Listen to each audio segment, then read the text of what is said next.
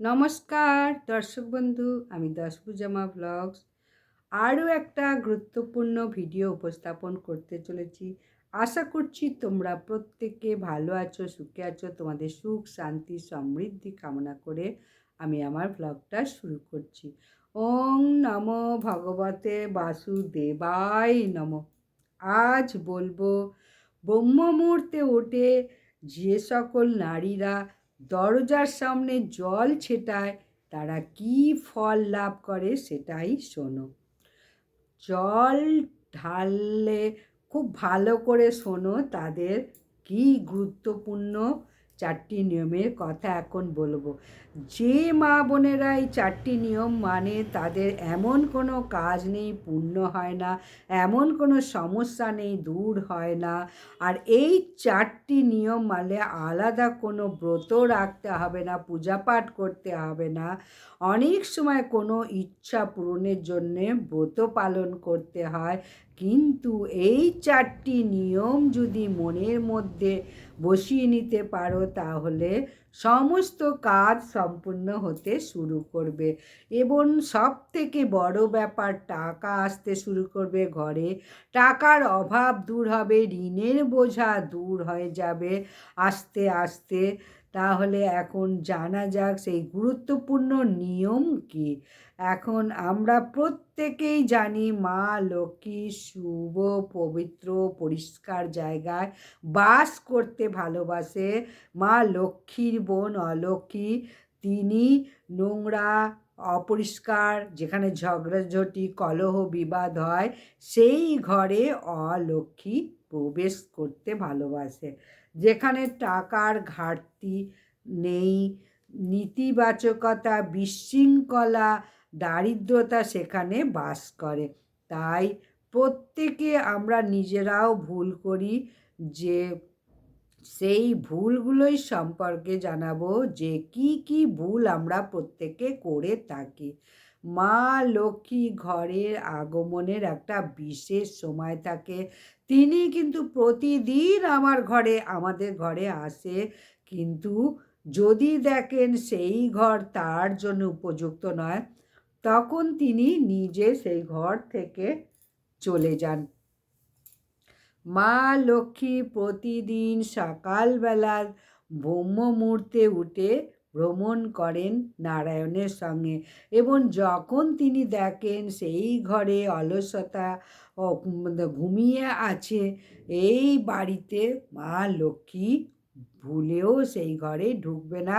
তখন মা লক্ষ্মী সেখান থেকে ফিরে যায়, আর সেই ঘরে মা লক্ষ্মীর বোন অলক্ষ্মী ঢুকে যায়। দুঃখ, দরিদ্র, সমস্যা, টাকার অভাব সেখানে শুরু হয়ে যায়। তাই সেই চারটি গুরুত্বপূর্ণ নিয়ম কি প্রত্যেক মা বোনেদের পালন করা উচিত। প্রত্যেকের নিয়ম পালন করা উচিত। প্রতিদিন ব্রহ্ম মুহূর্তে উঠে ভোর 4টে থেকে 5টার মধ্যে উঠে পড়ো, এবং যদি একটু দেরি হয় সকাল 6টা-7টার মধ্যে উঠতেই হবে। তাদের প্রধান দরজায় জল দেওয়া। এবার জল দেওয়াটা কি জল সেটাও খুব ভালো করে জেনে নাও। অনেক বাড়িতে তো জল দেয়, এর একটা গভীর তাৎপর্যপূর্ণ রয়েছে। মা লক্ষ্মী নিজেই বলেছেন যে ঘর পরিষ্কার পরিচ্ছন্ন এবং ব্রহ্ম মুহূর্তে জল ছেটায় সেই ঘর তিনি পছন্দ করেন।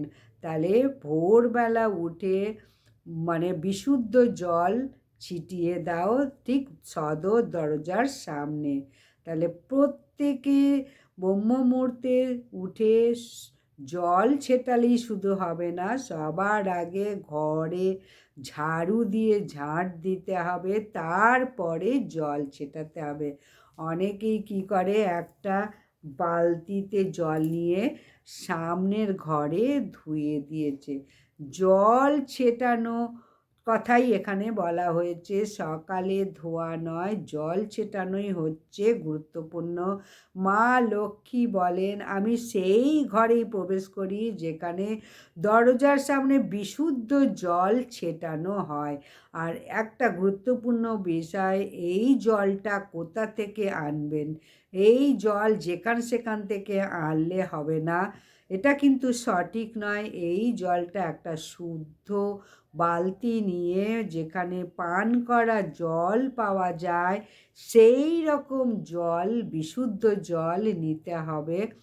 একটা ঘটিতে করে জল নিয়ে এসে মেন গেটে হালকা করে ছড়িয়ে দাও, তাহলে এটা মা লক্ষ্মীকে আকৃষ্ট করবে এবং দারিদ্রতা দূর করবে এই জল ছেটালে।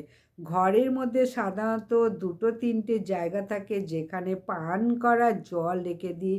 যদি না রেখে থাকো, সেই পান করা জল আজ থেকে রেখে দাও। সেই জলই ব্রহ্ম মুহূর্তে উঠে জল ছেটাতে হবে। আর রান্নাঘরে জল যেখানে রাখা হয় সেখানে পিতৃদেবতার স্থান মানে মনে করা হয়। আর সেই ঘর থেকে যখন জল এনে মূল দরজায় ঢালি, তখন পূর্বপুরুষদের আশীর্বাদ পাওয়া যায়। তাহলে রান্নাঘর থেকে বিশুদ্ধ পানীয় জল এক ঘটি নিয়ে এসে সদর দরজায় জল ছেটাতে হবে। যদি রান্নাঘরে জল না থাকে, তাহলে অন্য কোথাও থেকে বিশুদ্ধ জল নিয়ে মূল দরজায় ছিটিয়ে দাও। এই কাজটা করলে মা লক্ষ্মীর কৃপা থাকবে এবং ইতিবাচক প্রবেশ করবে, পূর্বপুরুষরাও সন্তুষ্ট থাকবে। এবং যখন জল ছেটানো পরিষ্কার পরিচ্ছন্ন হয়ে গেল, এরপর হবে দ্বিতীয় নিয়ম। 2 নম্বর নিয়ম হচ্ছে, মা বোনেরা, জল ছেটানোর পর পূজা সম্পন্ন হয়ে গেল, মূল দরজার সামনে এবার একটা প্রদীপ জ্বালাও। যদি সম্ভব হয় দেবী মা লক্ষ্মীর জন্যে লম্বা প্রদীপ জ্বালো। মূল দরজার যে কোনো একদিকে রাখো, বাঁ দিক বা ডান দিকে, দিক নিয়ে কোনো মানে ব্যাপার নেই। যেই ঘরে সকালবেলা যদি মা লক্ষ্মী এসে দেখেন প্রদীপ জ্বলছে, তাহলে তিনি ভাবেন আমার জন্য শ্রদ্ধা ভক্তি ভালোবাসা দিয়ে প্রদীপ জ্বালাচ্ছে, সেই ঘরে মা লক্ষ্মী প্রবেশ করবে। এবং সেখানে যদি দেখে প্রদীপ নেই, তখন মা লক্ষ্মী ফিরে যায়। আর সেই ঘরে ঢোকে মা লক্ষ্মীর বোন অলক্ষ্মী। অলক্ষ্মী ঢুকলেই সেই ঘরে দুঃখ, দারিদ্র, দুর্দশা, কষ্ট, ঝগড়াঝাঁটি, অশান্তি নেমে আসবে। আর প্রদীপ জ্বালানো দেখলে মা লক্ষ্মী ঘরে প্রবেশ করবে এবং সুখ শান্তি সমৃদ্ধিতে ভরে যাবে। এইবার বলবো, রঙ্গোলি দিয়ে, ছোট্ট রঙ্গোলি বা স্বস্তিক চূর্ণ, ওই রং না থাকলে আটা দিয়ে মানে আঁকো। মা লক্ষ্মী প্রতিদিন মানে ভ্রমন্ত করেই, যেই ঘরে রঙ্গোলি দেখতে পায় সেই ঘরে মা লক্ষ্মী প্রবেশ করে। আর মূল দরজায় যদি একটা জল ভর্তি একটা কলস ভর্তি করে যদি রেখে দাও, তাহলে অত্যন্ত শুভ। এটা মাটির বা পিতলের কলস হতে পারে। এই জল ভরা মানে হচ্ছে পবিত্র আতিথেয়তা। মা লক্ষ্মী ভাববে যে এই ঘরে সাদর আমন্ত্রণ করছে, তখনই মা লক্ষ্মী সেই ঘরে প্রবেশ করে। তাহলে প্রথম হচ্ছে ভোরে দরজার সামনে রান্নাঘর থেকে জল নিয়ে এসে ছিটানো। পূজার পর একটি প্রদীপ জ্বালাও, একটি ছোট্ট রঙ্গোলি বা স্বস্তিক চিহ্ন আঁকো এবং দরজার পাশে জল ভরা একটি কলসি রাখো। এই 4টি নিয়ম পারলে আর কোনো ব্রতপাঠও করতে হবে না, সুখ শান্তি সমৃদ্ধি ভরে উঠবে। এই গুরুত্বপূর্ণ জল ভরা কলস দেখলে মা লক্ষ্মী সেই ঘরে প্রবেশ করবে। তাহলে আজ থেকে মানে প্রতিদিন 1 ঘড়া জল বা 1 ঘটি জল যে কোনো একদিকে ভর্তি করে রেখে দাও। তাতে একটু গোবর দিয়ে দাও, হলুদ দিয়ে দাও এবং নুনও দিয়ে দাও। দেখবে নেগেটিভ এনার্জি দূরে চলে যাবে এবং অবশ্যই মানে মা লক্ষ্মী প্রবেশ করবে। তাহলে প্রথমে রান্নাঘর থেকে জল এনে ছেটাও এবং তারপরে একটা প্রদীপ জ্বালাও, তারপরে রঙ্গোলি বা একটা স্বস্তিক চিহ্ন এঁকে দাও আর জল ভরা একটি কলস রেখে দাও।